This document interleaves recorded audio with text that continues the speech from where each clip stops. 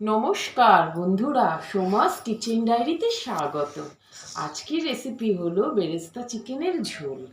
আজকের উপকরণ লাগছে আগে থেকে ধুয়ে পরিষ্কার করে রেখেছি চিকেন, লাগছে টক দই, লাগছে পেঁয়াজের বেরেস্তা, লাগছে চিনি, 3টে কাঁচা লঙ্কা, 1 টুকরো লেবু, পাতিলেবু, হলুদ, নুন, কয়েক কোয়া রসুন, একটা তেজপাতা।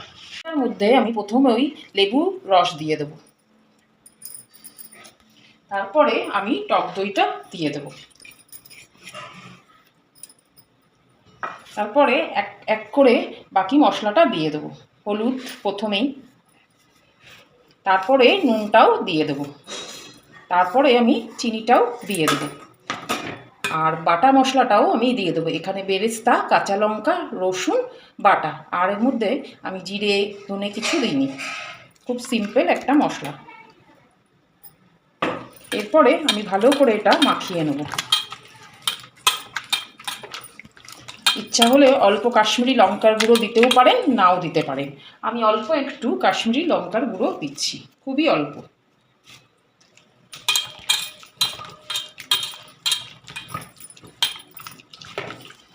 বেরেস্তা ভাজা তেলটার মধ্যেই আমি একটা তেজপাতা দিয়ে দিলাম। এরপরে আমি পুরো চিকেনটা ম্যারিনেশন করে রেখেছিলাম, এটা আমি ছেড়ে দিচ্ছি।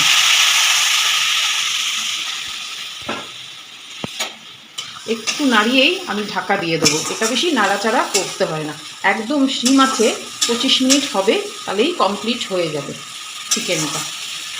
এবার চিকেনটা ঢেকে দিয়ে আঁচটা সিম করে দেব। 25 মিনিট এটা একটু হবে, তারপরেই আমার চিকেন কমপ্লিট হয়ে যাবে। 30 মিনিট হয়ে গেছে, এবার আমি ঢাকাটা খুলে দেবো। আমার চিকেনের ঝোলটা হয়ে গেছে মোটামুটি। এরপরে আমি অল্প গরম মশলা আর বেরেস্তা ভাজাটা দিয়ে দেবো।